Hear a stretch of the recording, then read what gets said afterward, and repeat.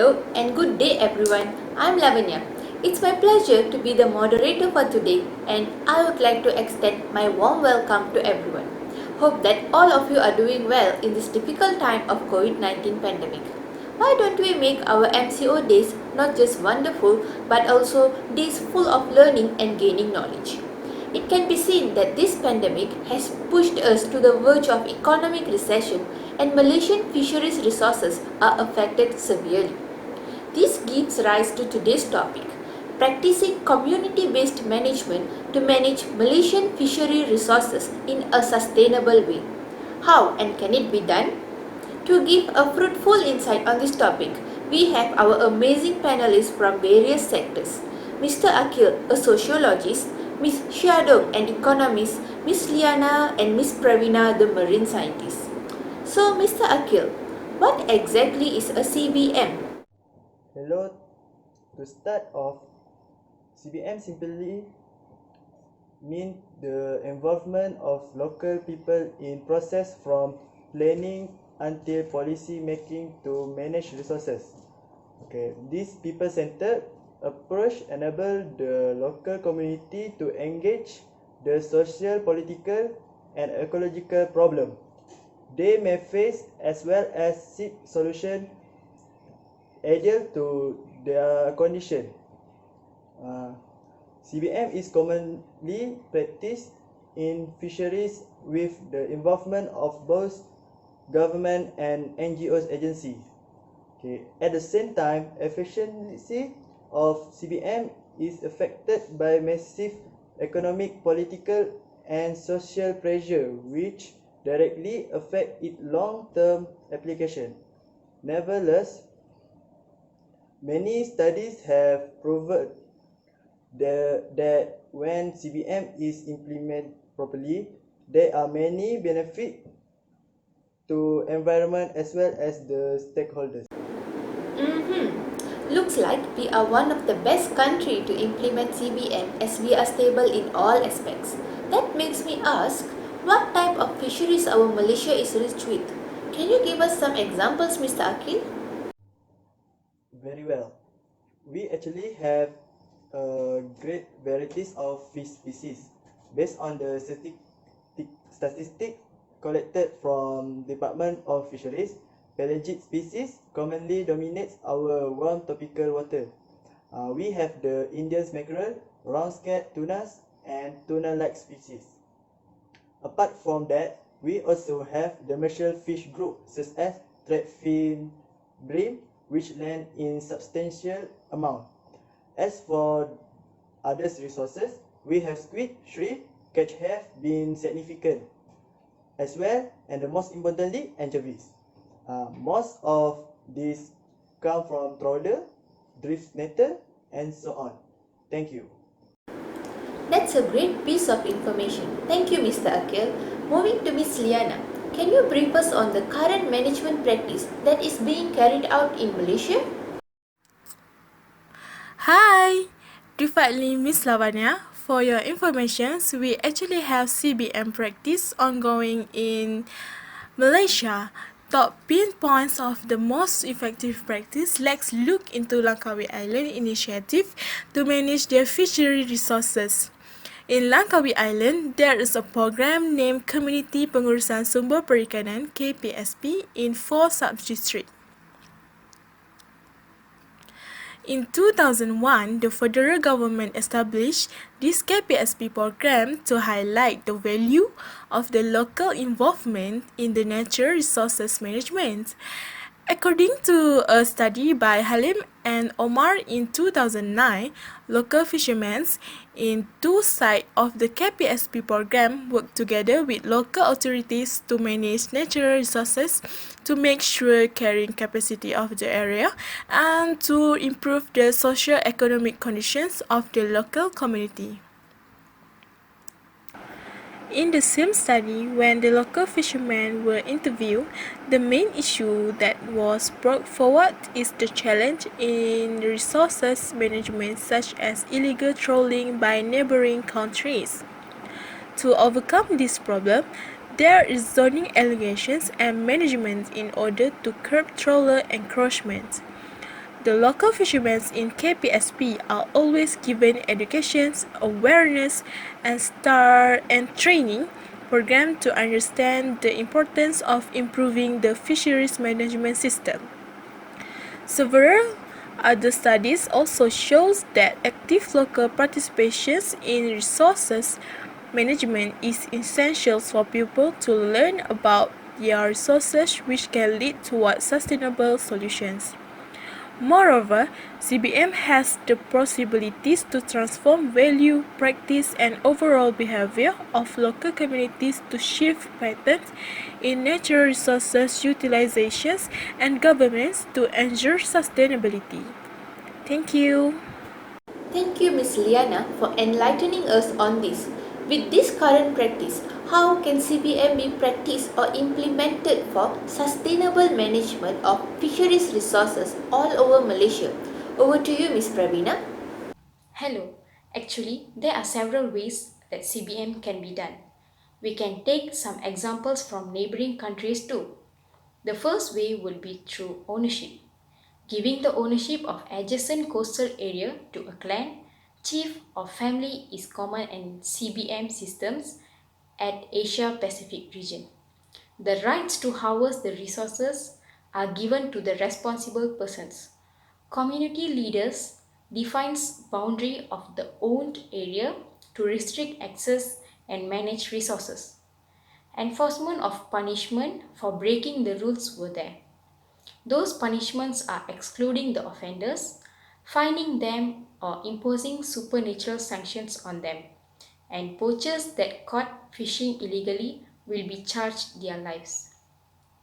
Other than that, for example, the government of Thailand worked through the governance process, as our panel B mentioned earlier, but this government took the method deeper. The village community near to certain fishing area is responsible for budget allocation, administering revolving funds beside making cooperative decisions on fisheries management issue. They also implemented public education activities to convince bush netters to change the fishing practice with exposing them with the negative impacts and the importance of maintaining habitat health for long-term fishing yield. Due to low literacy among them, written materials and posters were made with clear and simple graphics. Process of CBM consists of 3 stages. It begins with the awareness raising campaign as phase 1. This phase is about raising awareness and promoting CBM. The awareness campaign is about the importance of marine resource management and conservation issues. The audience selected consists of stakeholders, coastal communities, and other related parties.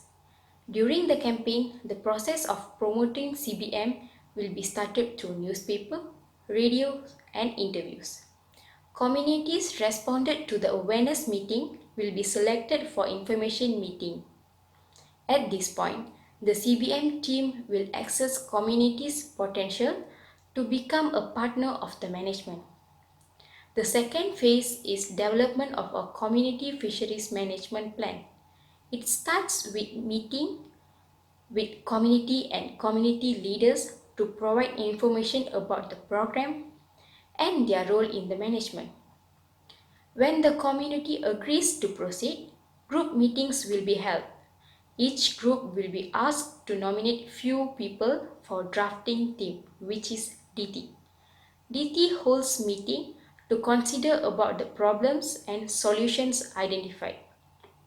They also decide how those solutions can work and also prepares a draft community fisheries management plan for approval of whole community. The plan provides detail of government agencies or NGO that supports them. Community also appoints a fisheries management committee, FMC. Role of FMC is to administer the undertakings. Once the FMC is formally agreed, the supporting agencies will maintain regular contact to provide technical support. The final phase is implementing the community fisheries management plan. When the community fisheries management plan is finally agreed, the CBM workers should maintain regular contact with FMC of each area.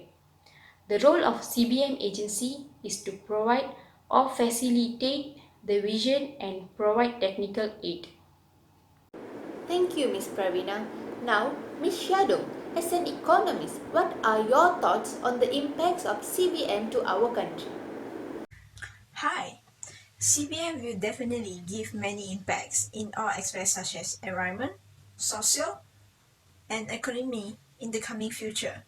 Looking into the social aspect, when communities are given responsibility to involve in local fishery management, the partner NGOs will conduct awareness campaign and training program on leadership, accounting management, and production activities and fisheries management to improve fishermen's level of knowledge and develop better skill. With this, the local community will be able to recognize that they have a shared responsibility for managing the environment sustainably. CBM, the fishermen will have improved social linkage that enhance their ability to gain economic power and livelihood security. At the same time, participants in community affairs can influence fishery management and show greater compliance with local fisheries rules, where social conflict can be resolved quicker than those in control site. Furthermore, when there is validation in the fishery site, potential validator will be aware that the chance of getting caught are high and they will be fined and enforced under the community enforcement scheme. Revenue generated from the fines can be used by the committee to continue resource management. To explain the impact on economy, it can be said that improved fisheries management with CBM will cause an increase in fishing income. The households under CBM areas will become more dependent on fishing for both subsistence consumption and income. It will make households in the CBM area to earn higher income level compared to those in the non-CBM control site. Several recent studies in Bangladesh by Thompson in 2003, Islam and Diction in 2006 also documented improvement in households' income of CBFM households. From that, the level of physical asset endowment is an important indicator of households' income and welfare. Fishermen have limited access to financial capital such as the amount of credit received and income from asset sales, and are unable to invest in the productive sector to generate income. Based on the study in Bangladesh, the participants of CBFM project have received a higher amount of credit. They have increased their ownership of productive assets such as livestock, rickshaw, vans, water pump, bicycle, watch, radio, and television. As for environment, fishers have increased awareness and have more incentive to efficiently manage their own fisheries by engaging in culture fishing and introduce improved fishery management practice, such as creating fish sanctuaries, closed season during fish breeding seasons, and impose restriction on destructive gear use. Based on the CPN study conducted in Philippines, each community was given responsibility for managing its own area of reef and lagoons. Regulation was then introduced, allowing harmful fishing practice such as dynamite or cyanide fishing. Reef area were patrolled, and the punitive action was taken against anyone who was found violating them. The importance of sustainable management was explained to the local people, and as a result of it, most members of the community were aware of and favored toward their new marine management scheme. According to White and Savigny in 1987, within 1 year of the start of the project, there were measurable improvements in reef quality and reef fish increase in both abundance and diversity in lagoons adjacent to each of the islands. Thank you. Thank you for the interesting information regarding CBM. From today's forum, it can be concluded that community participation is a key element of sustainable management. Practicing CBM in Malaysia would minimize the impact of resource depletion and promote sustainable fisheries management for all parties. With this in mind, let's call it a day. I would like to thank everyone for your active participation in this forum, and I hope that today's discussion would reach the higher authorities of Department of Fisheries to consider implementing more CBM programs across Malaysia for a better future.